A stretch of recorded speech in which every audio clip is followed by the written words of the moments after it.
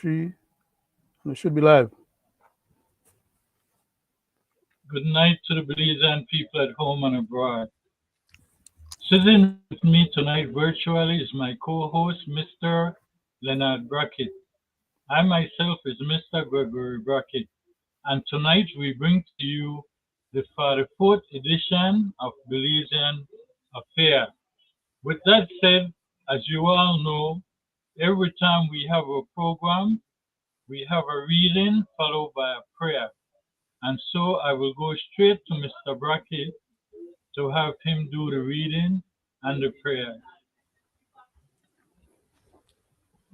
Good night, friends and listeners to the Belize Affairs show. This is show number 44 for Monday, 25th of September, 2023. Thank you for tuning in again, and thanks to those who will be tuning in later on at their own convenience.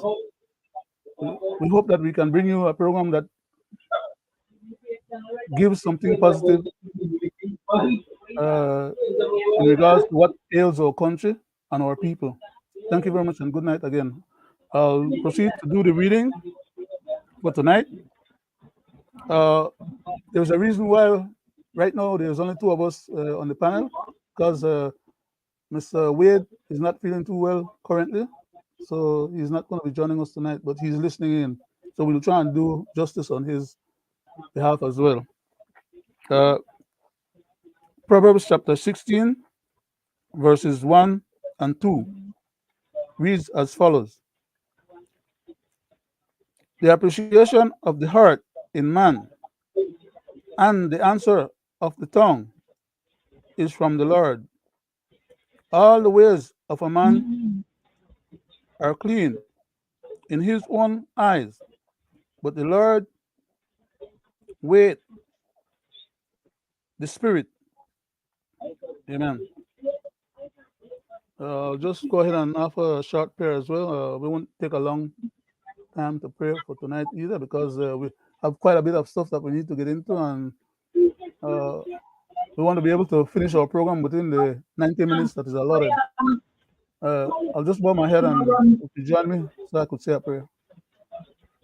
Divine loving Father, we come before thee once more and ask that thou would listen to our supplications, to knowest our heart, our desires, even our most secret thoughts. Please continue to guide and protect and bless us, and bless our friends and family members. Please bless our country of Belize, its people, and its leadership. Help us to navigate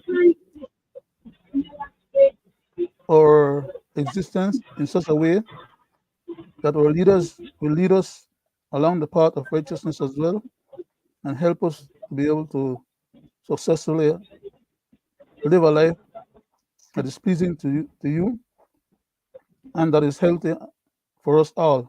Be with us all now and always, for we ask these mercies in Jesus' name. Amen. Thank you for the privilege. Amen. I thank you for your reading. And with that said, the first thing we will do is go straight to have a little music, and then followed by that, we come back to the show.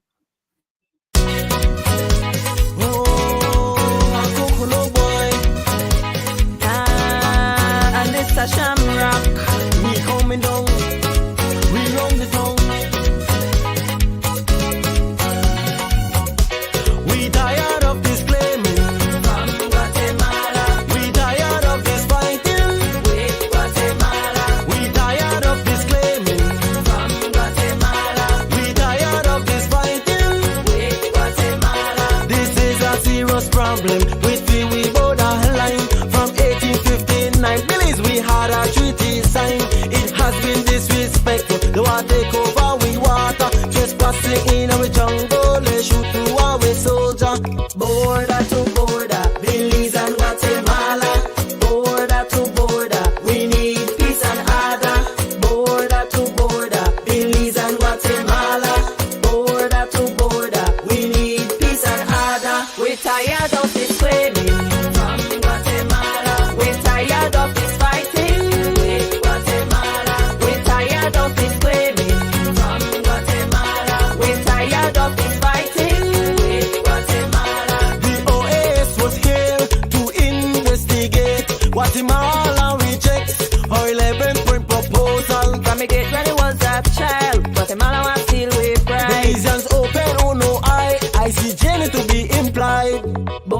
border to border, Belize and Guatemala.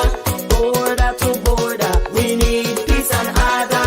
Border to border, Belize and Guatemala. Border to border, we need peace and order. Chef Black, cook on the boy, right side to the man, Belize.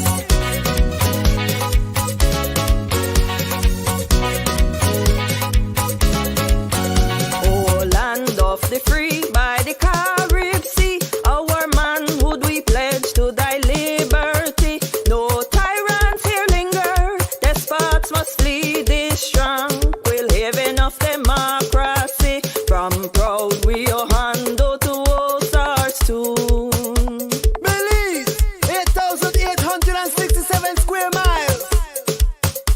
We tired of this claiming from Guatemala. We tired of this fighting with Guatemala. We tired of this claiming from Guatemala. We tired of this fighting with Guatemala. This is a serious problem with the we borderline from 1859. Belize we had a treaty signed. It has been disrespectful. They want to take over we water. Trespassing in our tongue. They shoot to our soldier. Border to border, Belize and Guatemala. Border to border, we need peace and order. Border to border, Belize and Guatemala. Border to border, we need peace and order. We're tired of this claiming from Guatemala. We're tired of this fighting with Guatemala. We're tired of this claiming from Guatemala. Belize a fi we country and not fi Guatemala.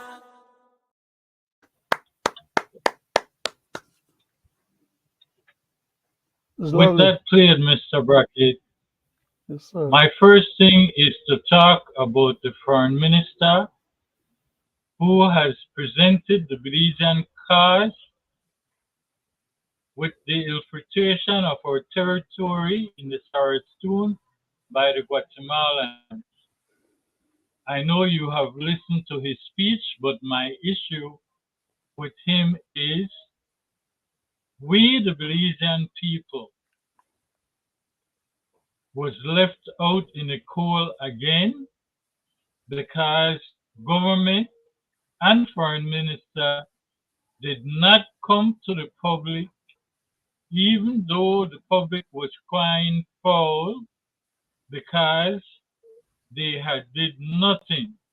Nobody in the government ministry has get up and had any kind of speech on the Guatemalan crisis that took place over the celebration season. With that, I go to you, Mr. Brackett. Well, thank you very much, Mr. Chairman. Um, it's kind of a riddle within a riddle when dealing with these individuals that constitute our current leadership of governance or government. Because while they should have at least sent a protest note to Guatemala on the Guatemalans' defense force misconduct in trying to aggress we civilians in our territorial waters and countries within our country's boundaries. While they should have sent a protest note as a minimum to the Guatemalans, including a note of information to the Organization of American States, as well as to the Guatemalan Embassy in Belize, as well as to the United States government, who sponsors and supports the Organization of American States, and whose finger can make a difference on the scale in terms of the neighborly relationship between Latin American countries, as well as sending a copy or a notice to the United Nations for their records, and having that notice be public information to the Belizean people. As of today date, I don't know that we have exercised that option other than the fact that somebody had to attend the United Nations meeting, which apparently now turned out to have been instead of the Prime Minister, turned out to have been Mr. Courtney as the Foreign Minister. The bottom line is, at least he showed up and verbally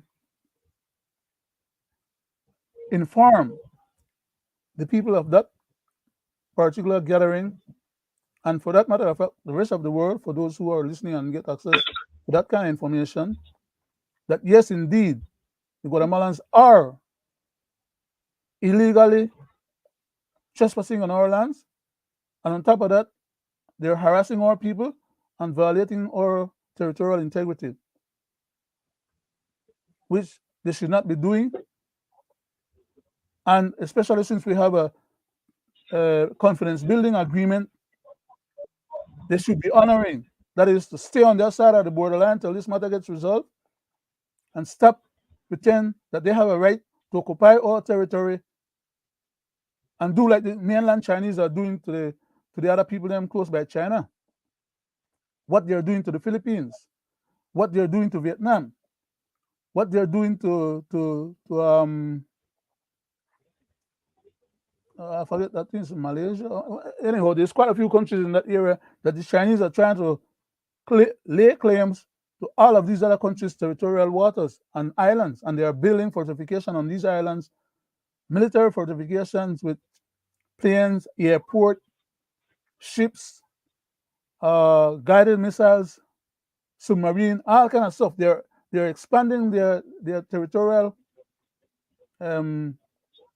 acquisitions illegally, even though the International Court of Justice informed them and ruled that they were not supposed to tamper with the lands from the Philippines or the waters in the Philippines and other areas. But because of their military might, they think they have to trespass on these people in land, take over them people in land, on their property and in territories and the islands, and build fortifications on them so that they can keep the people in from gaining access to those places. It is the same craziness that Guatemala is trying to do to us there in Belize, which is to try and dispossess our country of the Sarstone Island, to stop our BDF from trafficking that area or transiting that area, harassing them as well, from stopping our people to go there or be in any part of that area, while at the same time they're allowing their people to fish on our side of the border, deplete our resources, and in addition to fishing, they come on the land and they cut down anything that they want to serve their purposes. Now, at least I'm saying that in this particular case, as unlike many other cases in the past, Mr. Courtney did bring the matter in the UN, which we should be doing on a regular basis. Every time the Guatemalans step out of rule and do the wrong thing, we should be complaining. Not doing like other foreign ministers have done in the past, where we say, well, we have a good neighborly relations with Guatemala. It's just a few of we people that goes and stir up the mud, which is craziness in the first place, because our constitution says that we are entitled to go and that the government cannot stop any of us from going from one end to the other end of we territory. So if the government is forbidden by the constitution to stop us from exercising our rights, why should our present government people be telling the Belizean people that they're causing problems between Guatemala and Belize when we go to exercise our right in our territory and our territorial waters? Why don't we lodge a complaint to the United Nations and to the OAS and to CARICOM and to all the other international bodies of which we are members of? Because we are an independent, well, of course, a conditional independence, and our borders are being accepted by the United Nations as being valid. Now we have leadership, both the past government as well as this current government, going along with the idea that we should put our territorial integrity and the boundaries of our territory, which is stipulated in our constitution and which was established from way back in 1858.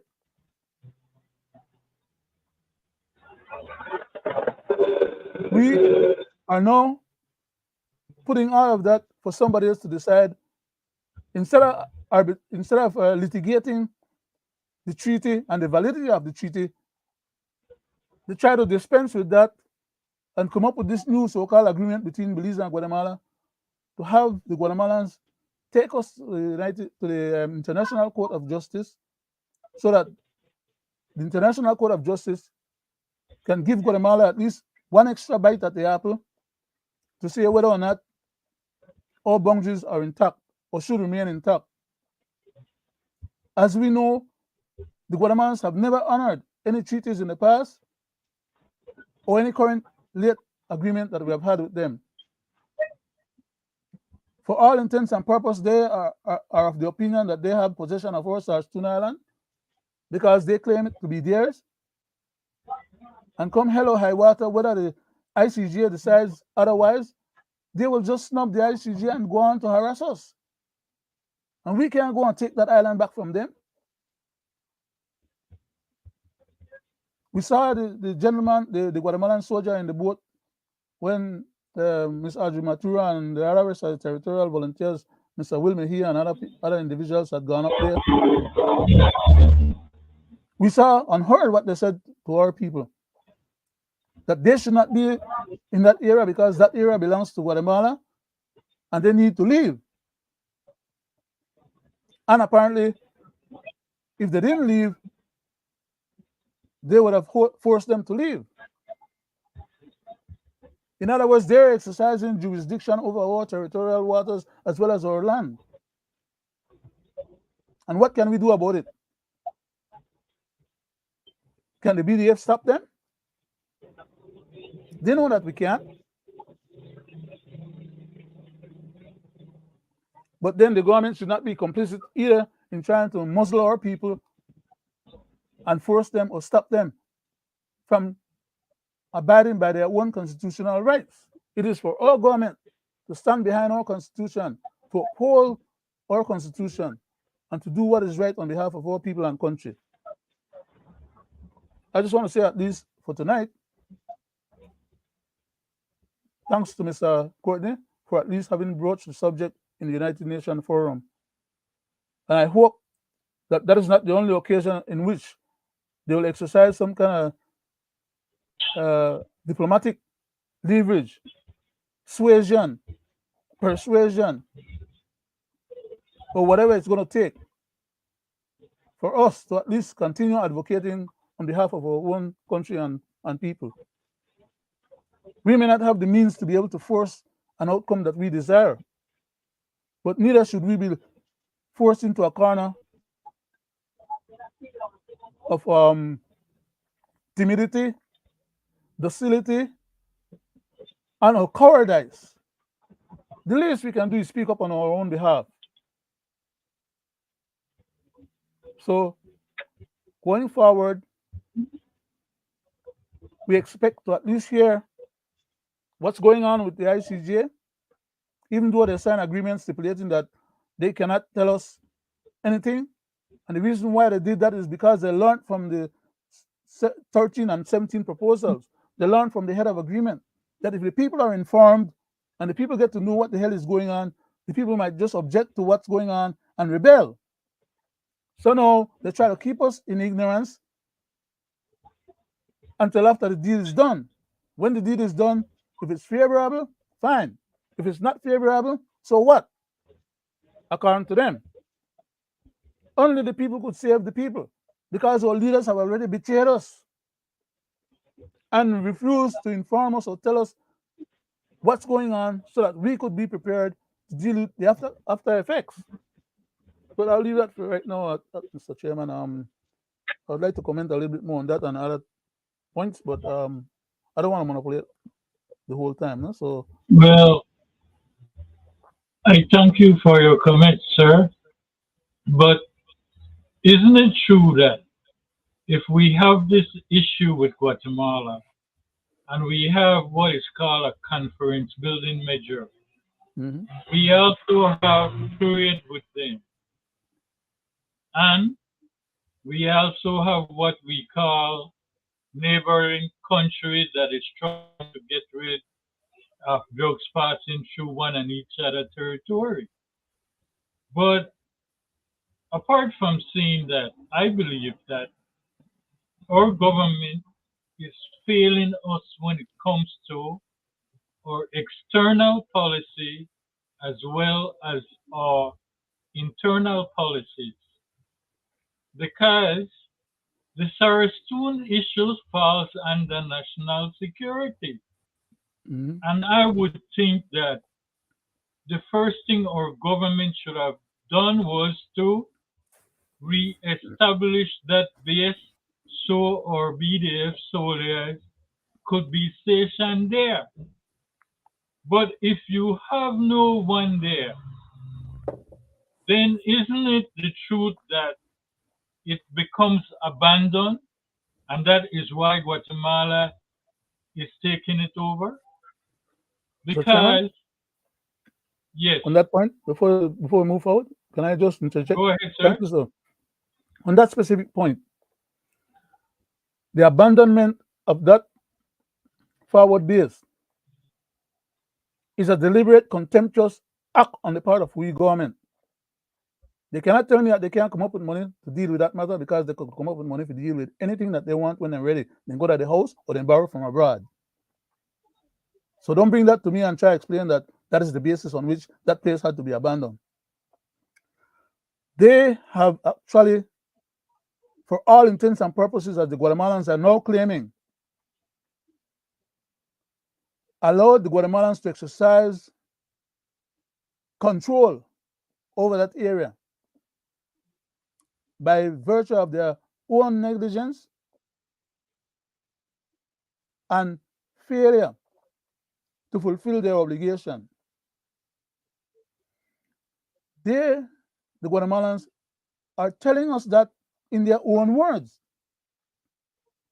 That is what the Guatemalan soldier, we heard him said to our people when they were at the Sarsoon a few days ago. They were claiming that not even our soldiers come there. So why there as the civilians are trying to come there to make mischief? Because the soldiers and the government of Belize recognizes and knows that that territory belongs to Guatemala. So therefore they have a right to patrol it and they want all Belizean people to stay away from there. It is not appropriate for our government to continue that charade. Sorry about that, Mr. Chairman, for stepping on your toe there, but I just wanted to emphasize that point that you brought up, or add a little bit more to it. Thank you very much, sir. I yield back. Right. Well, truthfully said, and this is where I'm going with it. Because, you know, we do have a squatters law, which is 12 years, that someone can take over property. Mhm. So one would think then, if you abandon a base that's supposed to be your borderline, and you have your security forces staying away from it, and an unexcusable thought to say that the base is unsafe by our defense minister.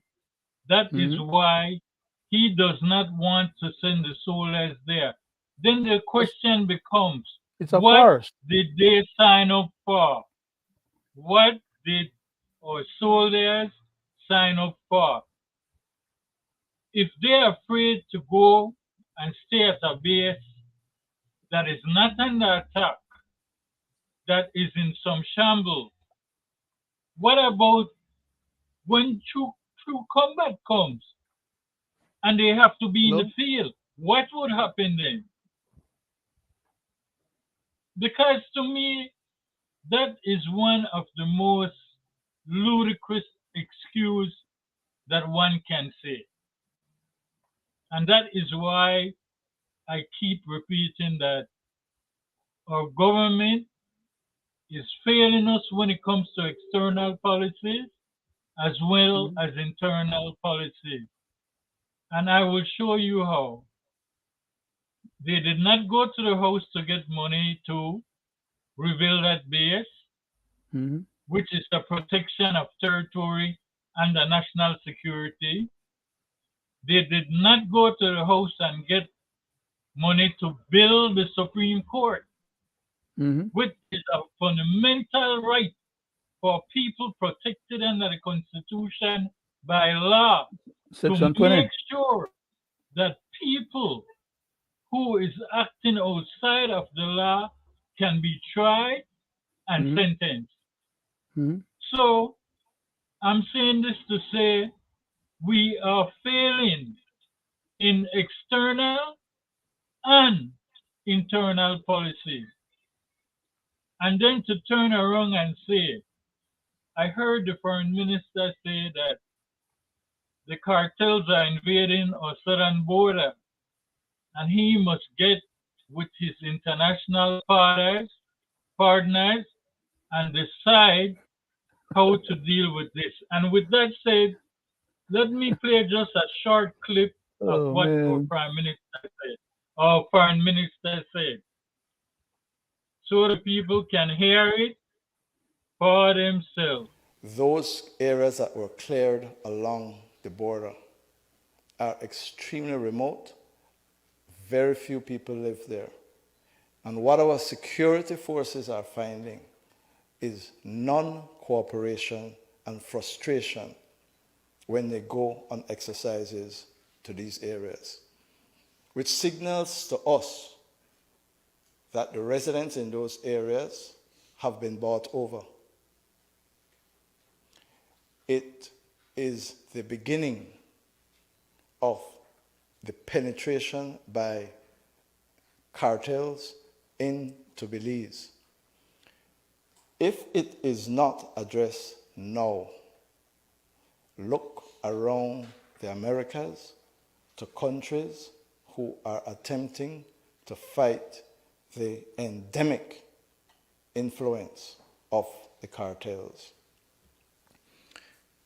I repeat, this is an international fight.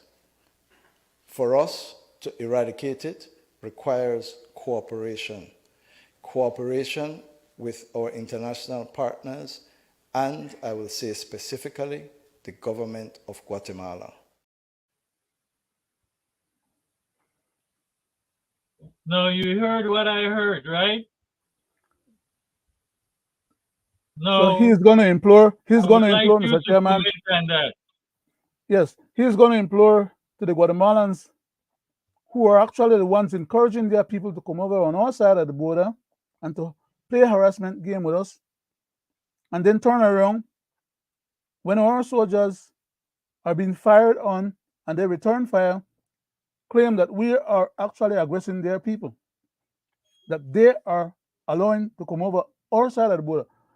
They wouldn't allow any Belizean to go over their side of the border and fire on any of their military people over on their side of the border.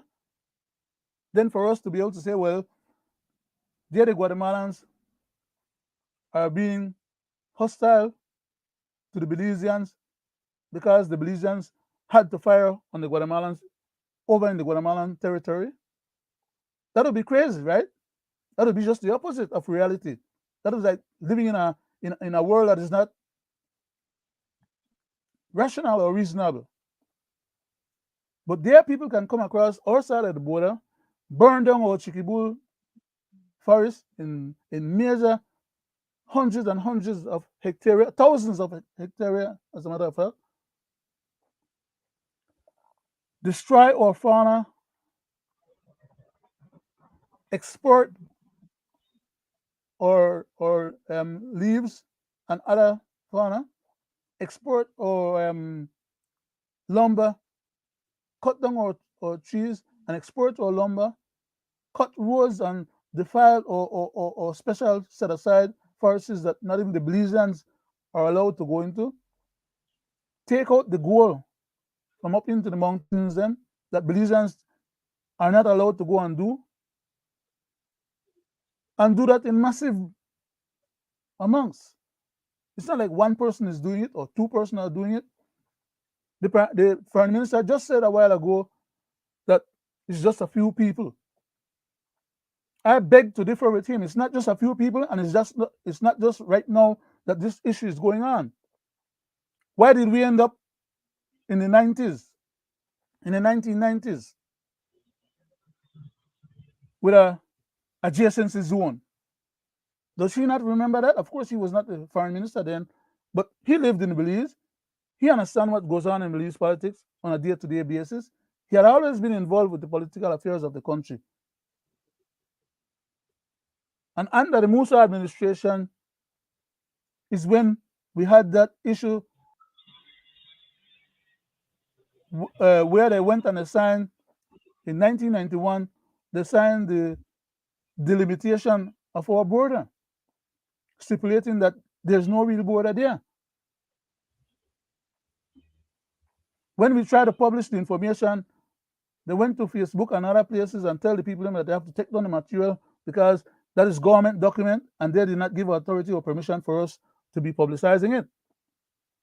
Because from way back then, they didn't want people to know what the hell they were doing, the level of deviousness and connivingness and treachery. And I would dare say, as far as I'm concerned, treasonous actions or behavior against our country. So from way back then, with the Santa Rosa people, who didn't want to move off of our land because they had their farms and they were claiming that they were living on that land because they thought that land was Guatemala's land. All Guatemalans are being taught that all part of Belize is their land. That is, Belize is their 23rd district. So when those people were saying that they thought that they were in Guatemala land, they weren't necessarily stipulating the way we would think that they were saying it. That is that they were over in Guatemala, while in fact they were over in Belize. They could just as well be correct by saying that we are in Guatemala's land because Belize belongs to Guatemala. So it's a 2-for-1. It took us a long time to get those people from the Santa Rosa and the other little villages that were over in our side out of our area. And subsequent to then, they have built others. And they have built a lot more over on their side adjacent to our lands. And they come into our lands sometimes for miles and miles and miles deep into our lands to come and rape and pillage our forests. And it's not something new, as our learned foreign minister just stipulated on the tape that you played. And it is not just only about the drug dealers then. Yes, the drug dealers and the land playing there, but it's not because the Guatemalans are encouraging them to land the plane in there, and that we have a drug problem down in the southern part of the country more than we had in the north or any other part of the country. Our drug problem is throughout the whole country.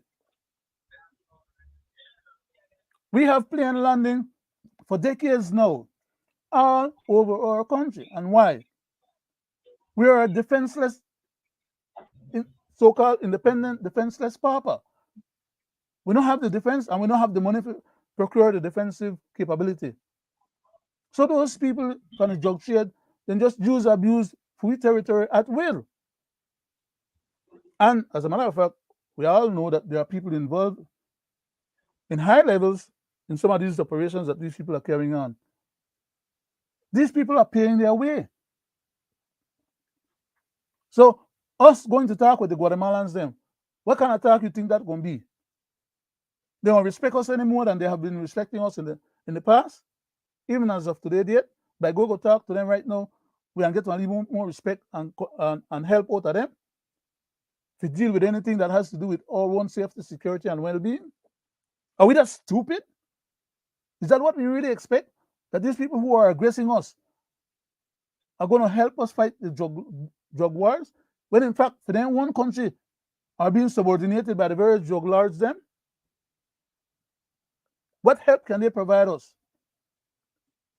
when they are actually using their military to aggress for we military and for we civilians.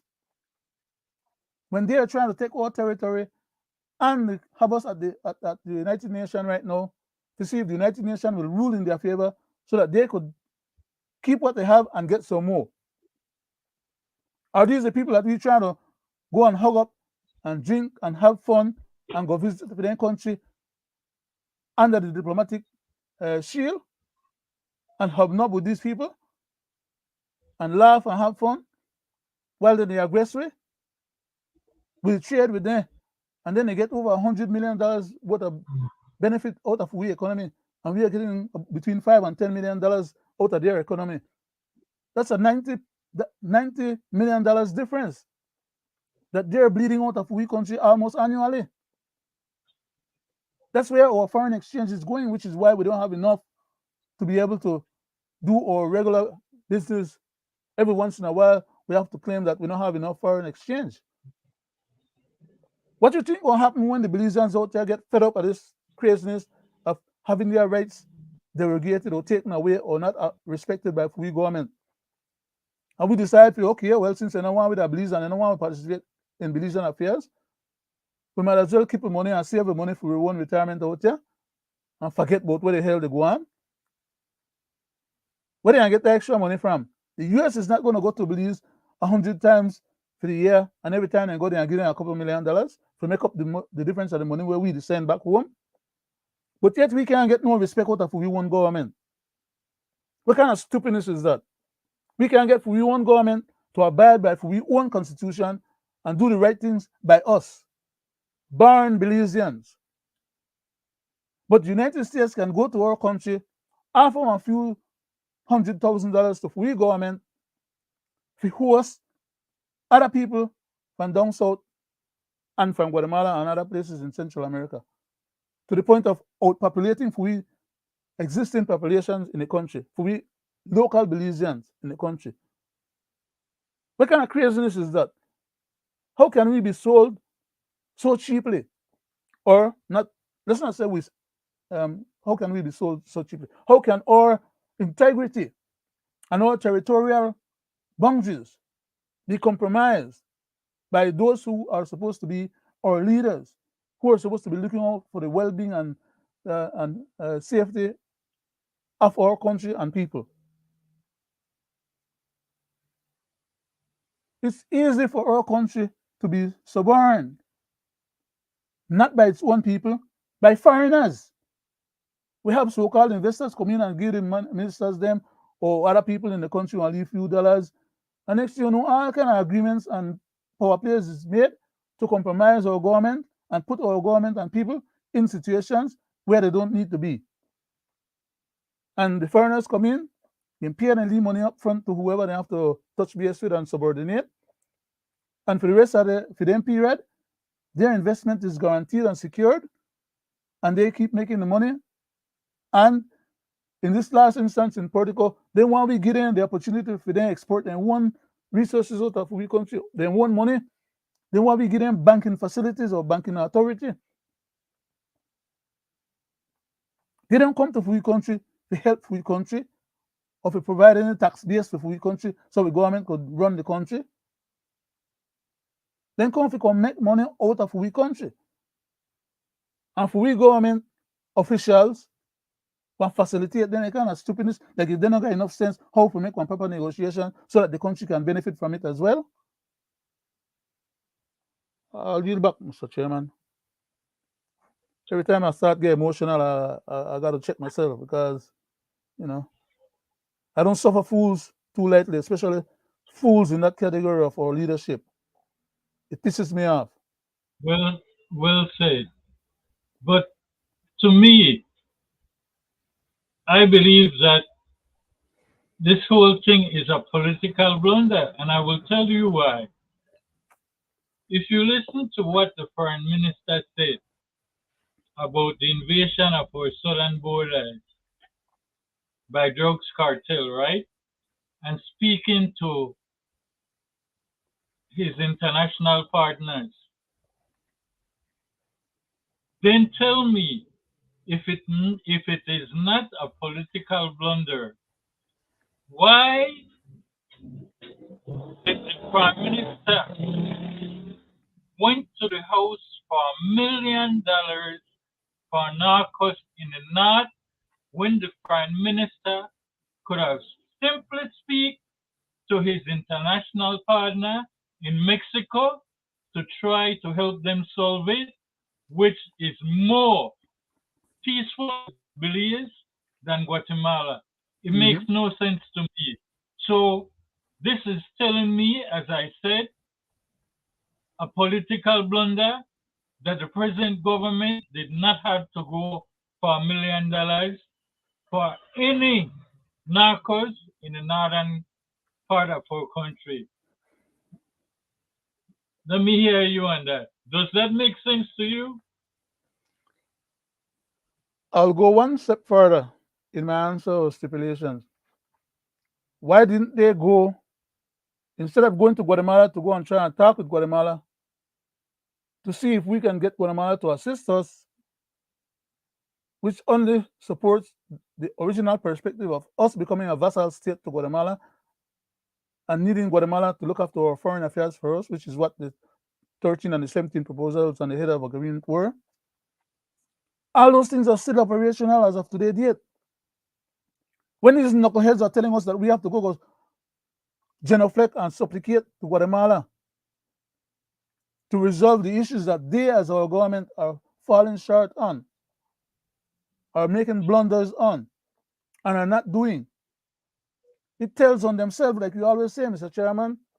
Every time they open their mouth and they say something, then they say more than what they really need to say and get caught by their own mouth. So when we say, what do they do? They're not because we just to try malign them or just to try to say something for say something's sake. Or we don't necessarily know or understand what the hell we're talking about because we are not the government or in the government or in cabinet. As I tell them over and over, everything they discuss in cabinet and elsewhere is recorded and known by others. But these knuckleheads don't even understand what is it that I'm intimating when I try to talk to them in that kind of coded language. Because they don't believe that there's such a thing as let me leave that alone. Let me go back to the stay within the bounds of the question you asked. I was about to stray. Just like how they could go up north, go to cabinet, discuss and take a request to the House of Representatives for $1 million to deal with so-called drug problems up north, which we have had for decades now, by the way. It seems like if they're just recognizing that or realizing that. The Prime Minister's father was living in the north and had left the country and was abroad when he was nabbed. Did we not have a problem back then? Or do they not understand that we had a problem back then, which is a lot worse today? So when they ask for $1 million to so-called deal with the drug problems they have up north, that $1 million will be spent and we will always still have that problem up north because the drug trade involves billions of dollars, not hundreds of millions or not tens of millions or thousands of millions or just a few millions, so that they could claim that they want to take for them 1 million and make a difference. Only an idiot thinks in that fashion or that manner, when in fact they ought to know that the whole country of Guatemala, the whole country of Honduras, the country of Salvador, the country of Nicaragua, the country of Panama, the country of Venezuela, Colombia, and many others are under the thumb of the drug lords, including Mexico. What part of that they don't know or understand or want to face up and deal with as a reality? How the hell can $1 million solve that problem for them? Of course, the point is, since they could go and get $1 million to deal with the issues up north, why then would our foreign minister just stated, as you broadcast as part of this program, in his own words, that we have drug lords or drug cartels down south. Where is the $1 million that they went and asked for from the house? Or how they expect we deal with it? Then think that the Guatemalans are coming for we land and deal with that for we? Yes, they are coming for we land if and when the opportunity presents itself to stay, not to deal with no damn drug problem that we have, that they have also, and they are not able to control or deal with. So when our foreign minister want to open up his mouth and talk, then they kind of shenanigans, the only fools they talk to, or unenlightened people who don't know better. He's hoping we'll listen and hear what he has to say and believe his shenanigans. Because I am not the only person that knows and could see straight through what they say and to see that it's just to put on one show. There are a lot of other people like myself, Belizeans I'm talking about, who could see right through the veil of what is it that he's intimating.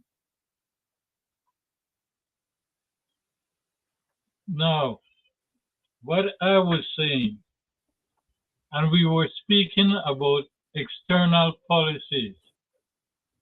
If you have a foreign minister who is willing to go to his international partners, wouldn't Mexico could have been one of the first ones? Mexico is not trying to take our territory. Mexico and Belize have a solid friendship. So why go and get $1 million from the house when you simply could have went to one of your international partners in Mexico and come together and solve the issue? Because you know what? We have a major issue with the government of Belize dealing with internal and external policy. The $1 million could have gone to solve the internal policy with the courthouse and the so-called gang warfare that we have right here, that they had to have a state of emergency. The $1 million could have fixed the courthouse. Some of it could have went in some of our policeman pockets, or maybe in a council pocket, so that we can have the performance that is needed in this country when it comes to our judiciary. And this is again why I say our government is failing terrible at external and internal policy. And it's quite obvious that they have no answer to deal with these two stuff, external and internal policies. Go ahead, Mr. Brackett. Mr. Chairman, thank you, sir. $1 million is no kind of money to deal with any kind of affairs or issues. It's ludicrous that they even go to our Belizean people and tell them that they needed to ask the Congress give them an appropriation of $1 million to deal with that matter, because $1 million goes nowhere in terms of dealing with and or resolving those issues. They could have just as well gone to Mexico, just as you intimated earlier, Mexico being a favored friend of Belize and someone who is always looking after the interests of Belize, and ask the Mexican government to please help our government relate to the issue of the drug cartel overpowering our little Belize and having their way with our government and governance. And I'm definitely sure that had they made that move, the Mexican government, out of basic friendship and helpfulness to Belize, and in order to gain some kudos with the United States government, would have done what needed to be done within their capacity, which is much more than anything that we Belizeans can ever do, to deal with that matter or help resolve it. It will never ever be resolved, but it can be worked on. It can be ameliorated. It will never ever be resolved. Anybody have in their mind and think that any $1 million could resolve that issue up north?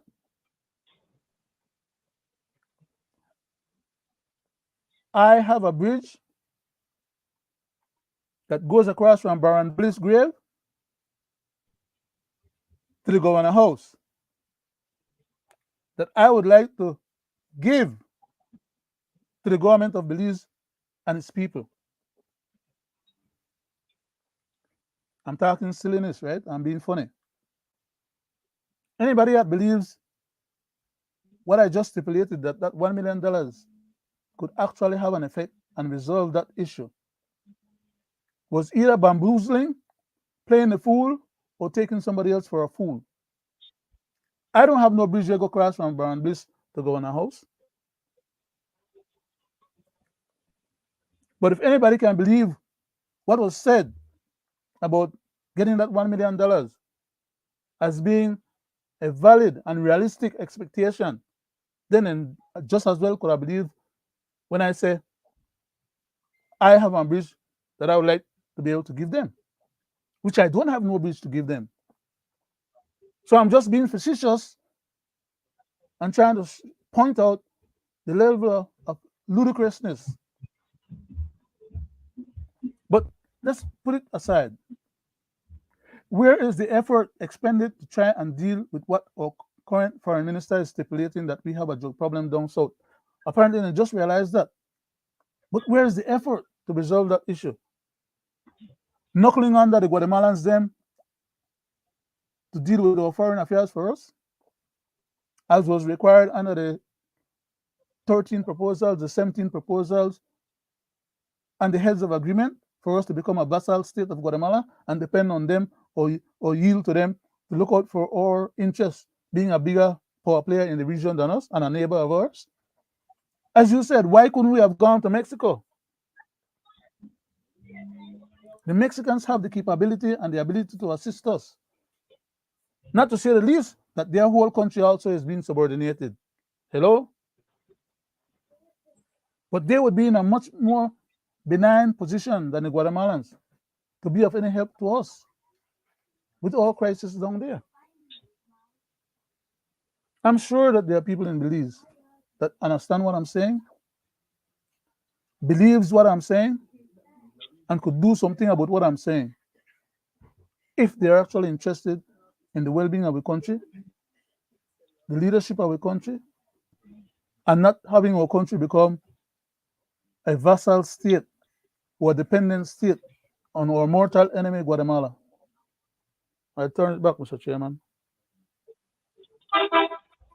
I thank you for your comment. And now, let's go to a little music from Leonard.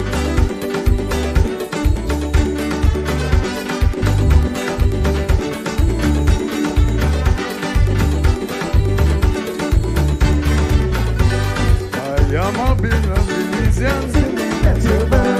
Belize my home, my native land. I want you people to understand. I am proud to be a Belizean. If you're bande, you're bande. If you're bande, you're bande. Hey! Aye.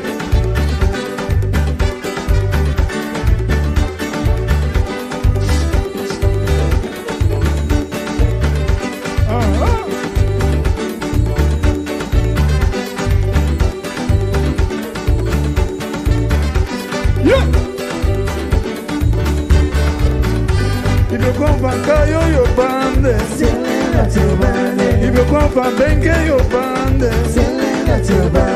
way down south of Fiji, then you go right up to Stan Creek, way up north of Corosa, then you come down back to Orange Walk. If you bande, If you're bande, you're bande. Hit me, hit me.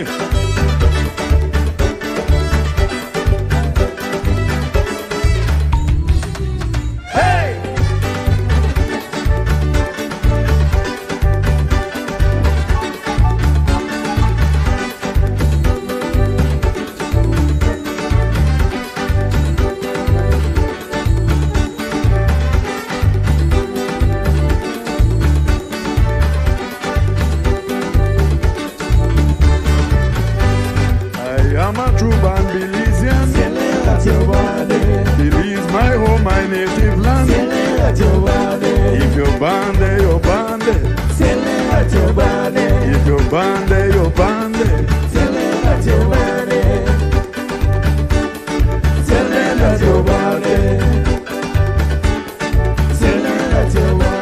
Your grandpa meet your grandma. Your papa meet your mama. Don't be afraid to say your bande. Tell them that you're bande. If you're bande, you're bande. Why you come from Cookie Tree? That the one they come from Stan Creek. Chico, Bancorosa. If you're bande, you're bande. If you're bande, you're bande. Hit me, hit me.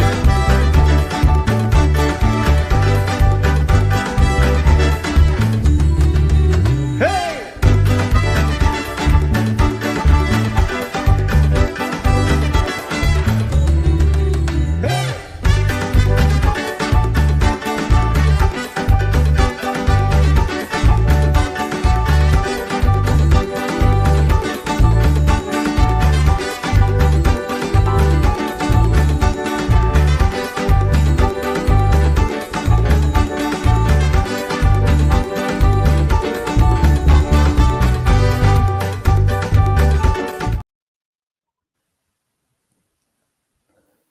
Nice music. I thank you. At this time, again, good night to the Belizean people at home and abroad. It's given me the great pleasure to acknowledge one of our virtual hosts, Mr. Rudy Wade, who is sitting out ill at this time, but I want the public to remember, especially the people down in the twin towns of San Ignacio, that Mr. Wade is running for the municipal election. Right. So I would just Great. like That's to great. That's acknowledge great. him again. Mr. Wade is running in the municipal election, and we tip our hats off to him because Belize do need some different faces and new politicians that can help to carry the country. With that said, Mr. Brackett, I want to talk about the judiciary. The employees who had sat out a couple days because there's this controversy with protection and pay raise that has been happening for quite a while. As I said before, the money that was taken, the money that the government went to the House for, $1 million, could have been well put within the judiciary and the Supreme Court as a part of internal policies to help with the curb and prevention of crime. Let me hear you on that. Thank you very much, Mr. Chairman. My comments in that particular regards, as far as the sick out calling by these officers of the court, is that the Attorney General was trying to be, I shouldn't say magnanimous, but be just provide a little cover when he accepted the premise or presumed to accept the premise that they were just out ill. He appeared not to want to question whether or not they were really ill or just calling in sick because they're fed up, as they had been saying before. But I think the gentleman or Attorney General is smart enough to recognize that these people were not being heard or dealt with, or their concerns were not being addressed adequately in the past. And it got to the point where they just had to put their foot down and demand some attention and redress to their issues or concerns. Because the longer that matter goes on unattended, the more money is being taken out of these people's pocket. Or in other words, money that they could have had, which they were supposed to have gotten before, when the raise of salary was given to other people, they were not given their raise of salary, which meant that basically then they were being discriminated against and were being deprived of an increase in their benefits or their earnings.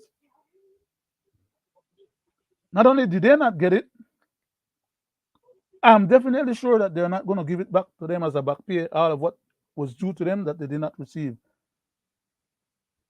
As a part of the settlement that they will eventually have, they will probably give them the new rates or an increase in their present salary.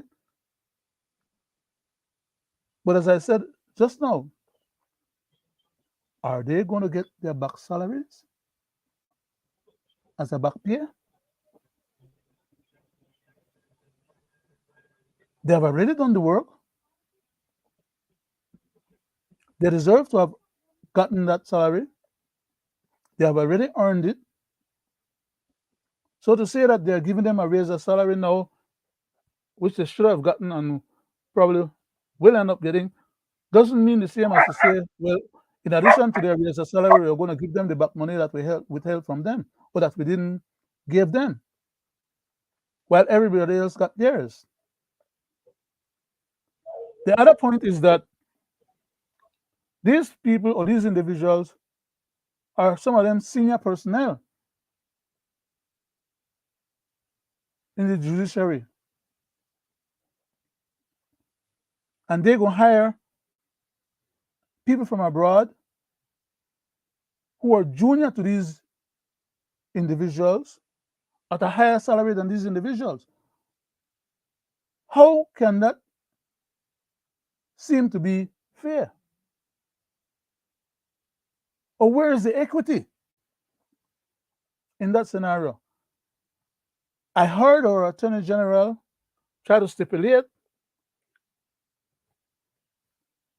that it is the Judiciary Committee that sets the salary of the people that they bring from abroad. As to say, well, it's not the government that makes that determination. In other words, the government only makes that determination as regards to the local judiciary personnel. So then, if the Judiciary Committee decides that these people from abroad must get that salary at that rate, in addition to the benefits that they get for housing and other things, right? Because they're coming from abroad, and therefore the government, in order to get them, have to encourage them, provide lodging and other things for them, or partial compensation for having to come and live in Belize.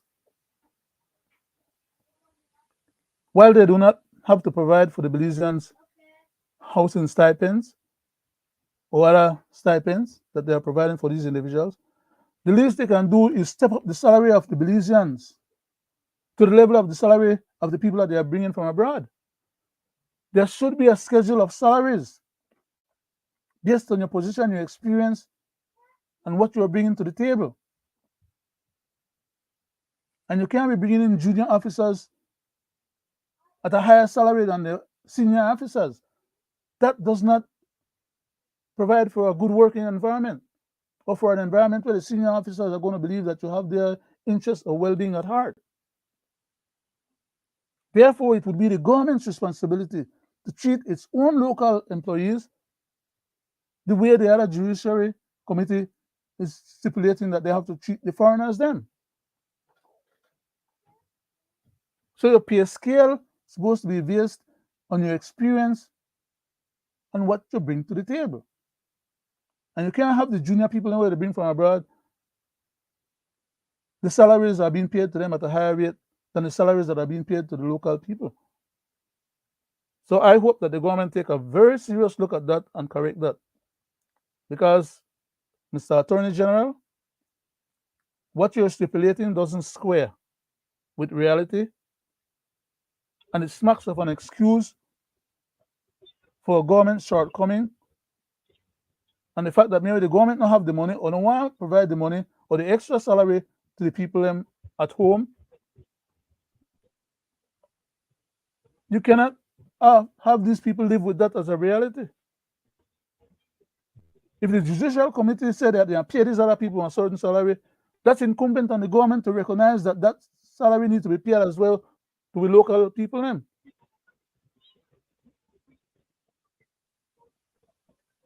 How can they pay themselves a higher salary than the previous government employees then? How can they pay the senior management people them higher salaries? The other day I remember when they had cut the teachers and other civil service salaries, there were some people that were exempted in the higher level of management.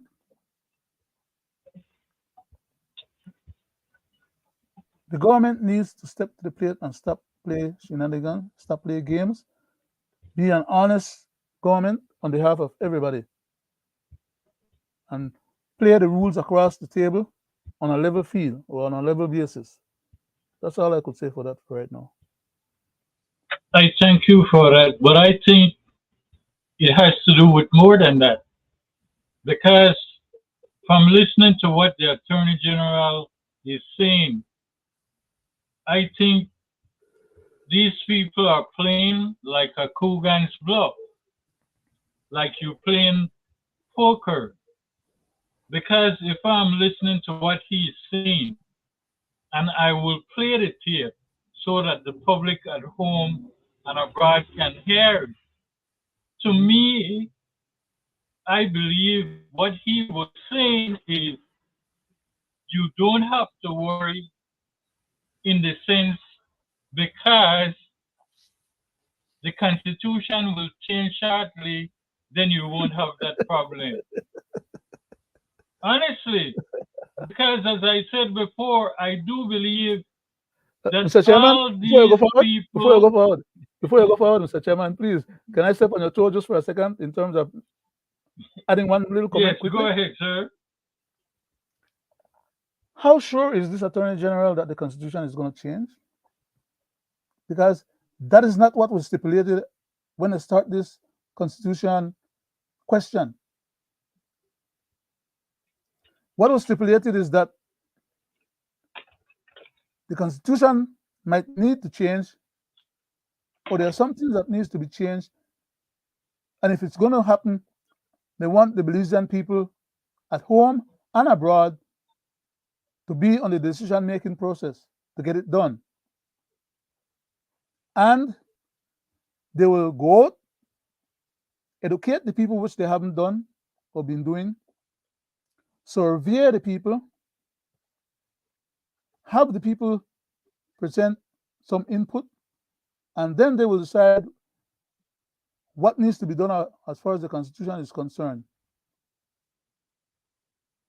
Leave it as it is, change it by taking out some things and putting in others, or just redo the whole thing. They did not say that in the beginning, but as we are here today having this discussion, the whole process, even the name of the original committee, has morphed and changed. And from the beginning till now, a lot of changes have occurred in terms of how they are presenting this overall effort and what is it that the final intent is supposed to achieve. But how dare the Attorney General to make or stipulate such a point in his capacity and from his position that the Constitution is going to change? They haven't collected information from the public yet, and the public hasn't weighed in yet. But that's to tell you that they're telling on themselves, like you always say, Mr. Chairman. Sorry for stepping on the toe. Back to you, sir. Yes, I do believe that. Because if These you people are a bunch of recall scoundrels, man. also, if you recall also with Minister Ferguson, Mm-hmm. he had stated that it Same would be thing. changed by April of 2024. Mm-hmm. So I keep saying they always telling on themselves. So An with that said, agenda. let me play the clip so the people can hear it. Oh, As man. security detail and compensation weren't the only issues that have been recently raised by the Crown Councils. According to reports, the Crown Councils are also upset with the government of Belize for hiring 3 foreign junior legal assistants. While hiring junior legal assistants is not uncommon, the gripe that the Crown Councils have is that despite the junior assistants being less qualified, they will be getting more pay. According to the Attorney General, those decisions are decided by the Judicial and Legal Services Commission. And as you well know, we are in a climate where there's constitutional reform, and so it's important for citizens to appreciate constitution and the separation of powers. So issues relating to employment of judicial and legal officers, their terms of conditions, that is done by the Judicial and Legal Services Commission. I think I saw in the news last night the President, Mr. Marshall Exina, also spoke to that. So the government, the executive, the cabinet cannot get involved in that. So the GLSC, they make their decision. Somebody feels aggrieved or whatever, there is a process in which the decision of the GLSC can be addressed, but it's not for the government, or the government cannot intervene with respect to once a decision has been taken.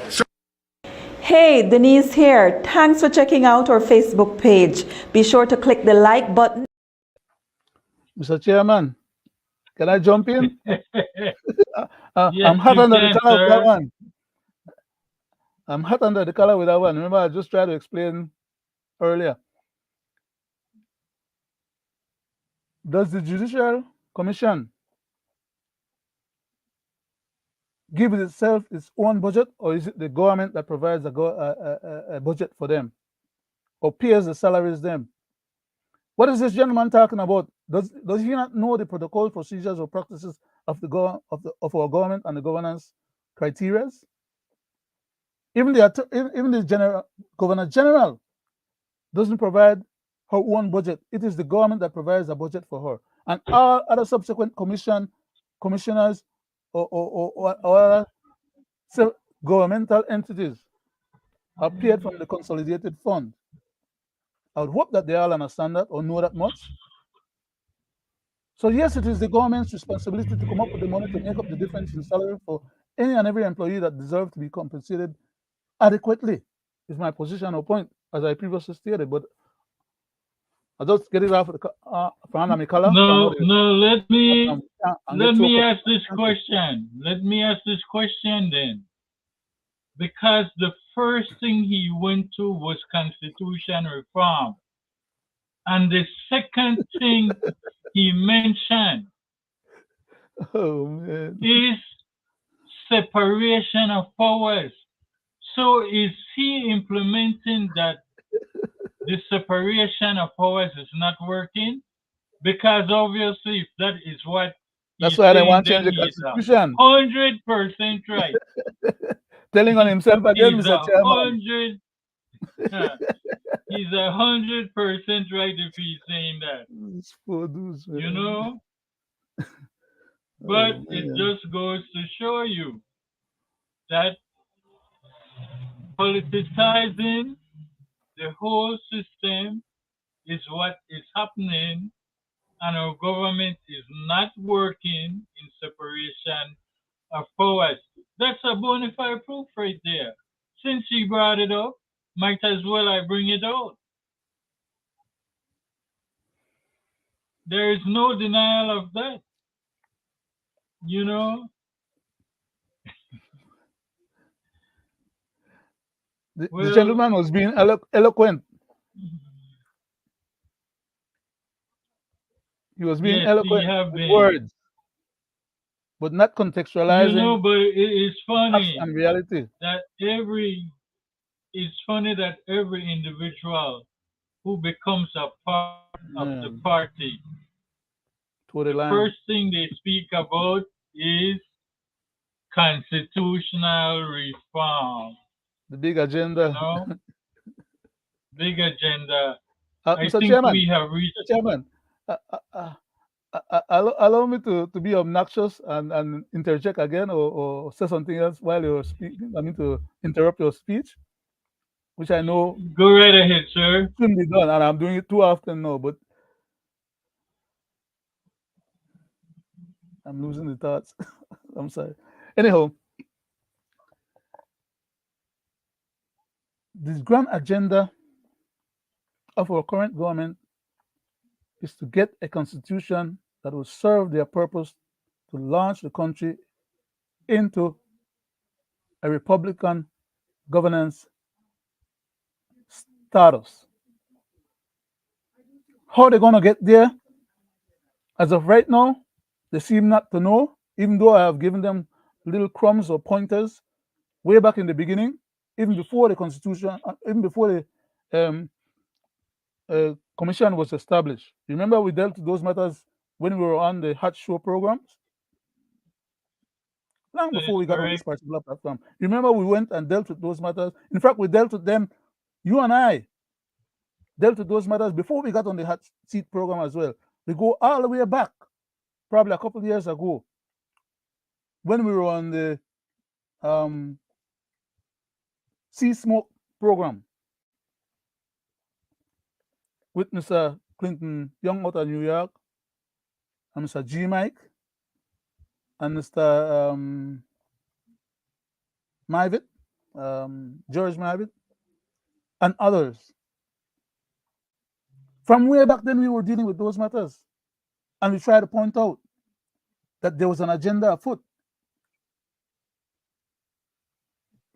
At the time, a few weeks or a few months after, when the commission was being put together, and Mr. Myvitt, I asked Mr. Myvitt if he was aware that the commission itself was only being put together as a frack. Remember, I used that term, frack or dress. You know, like to say, to clothe the emperor that had no clothes, and that what the commission was being asked to do, or would be set up to do, was to provide them a cover for their agenda. And I was being castigated by my colleagues on the show for intimating that I don't know about no agenda and I'm just speculating and making up things. We spoke on those matters then. We spoke on them on the Hot Seat, on the Census Show, and we have been speaking to those matters from the time we started our one show 44 programs ago. Here we are today, living the very existence and reality of what we had spoken about back then, having come into to fruition. So how can the present government stipulate that they are hoping to go through this shenanigan of the public education campaign, which they are not actually doing, and what we are actually doing for them on Friday nights mostly, that they have already intimated, various ministers have, what back then we were only, according to them, speculating that there was stuff coming out of our head that didn't add up and didn't make sense because we didn't know what was in these people's head, and therefore we were just talking because we, in one instance, I remember telling them that I don't talk just because I don't appear a lip. You remember hearing that from me, Mr. Chairman? Yes, I do. And remember when we Likewise, had a if you constitutional recall, argument with them? I think that right? the last time you left, that you was on the program with the GMIC program. That was the last point of contention that we had, right? About the That was Constitution and correct. constitutional discussion. Right. So when I'm telling And them now, sorry, let me defer. Let me stop what I was about to say and Yield back, sir, because our time is running out. That's why I just want to yield back so Well, you could going continue your back to comments. when we first got on that show, Uh-huh. when I was invited and I specified to them and I asked the question, do anyone believe that the present government is trying to achieve the agenda of the Of the late late, right? I Right remember specific words. Honorable Judge Uh-huh. Cadle Price? They refused to answer when they asked me what, and I told them, turn Belizean to a republic. And they looked at me and said, you know what? I'm speaking way out of context. Mm-hmm. But here we are today. And they were asking, how did we know that? I can answer it tonight. Homework. I knew then, I Homework. knew now, because they are always Telling on telling themselves. on themselves. Always telling on themselves. They're saying it without even recognizing it. You know? Which is true in some instances, but in some other instances, they're saying it while recognizing it too. But they're barefaced with their attitude and approach. They're very contemptuous of our Belizean people, to the point of even saying that we don't have no talent, which means then, in other words, that we can't figure them out. When in fact, we tell them what they think about before they think about it, Mr. Chairman, but that of itself some ludicrous, so let me leave that part alone. But these people are a bunch of knuckleheads. And all they're Right. interested in is how to make their hustle on the side. They're all capable of doing better than they're doing and to advance our country far better than we are today, both the UDP and the PUP. But for whatever the reason, they seem to focus much more on selfishness, self-aggrandizement, petty politics, and greed, and to hell with the country and its people. And that is what you I know resent what very much. I am looking forward to see? If they will go back to the house for another million for the South border protection from the cartel. Because it seems to be becoming that. But at any rate, I think our time is here. And so let me close by saying We good have night another to the 8 people minutes, at don't home we? and abroad. We don't have We another 8 thank minutes? you for Oh, sorry. we thank you for tuning in. And you know, we are happy that you had tuned in tonight and probably gained some education about the Belizean affairs. Mr. And Chairman, hopefully you will could join you read, us on Wednesday night could for you read the some comment more. from Mr. Wade? I posted up just now, or a while ago. Yes. Thanks, guys. Sorry for tonight, but I'm watching. God bless. Amen. And then we also had another Facebook user who didn't specifically comment. They just said they were a Facebook user, but they didn't need a comment. No? So I didn't put that one up. Apparently, maybe they didn't finish write what they were trying to write at the time. I just want to say, Mr. Chairman, if you permit me, I'm also grateful for the privilege to have participated in tonight's program and the opportunity to have my input being put out into the public for public consumption. And I hope that we have said and done things that will accrue benefits to the well-being of our people and country. Thanks again for tuning in, and we're looking forward, like you said, to our Belizean people tuning in and listening to our program on Wednesday again at the same time. Thank you, Mr. Chairman. Yes, I thank You you sign off, sir. for sitting virtually with me. And again, good night to our Belizean people at home and abroad. Have a great night. Amen.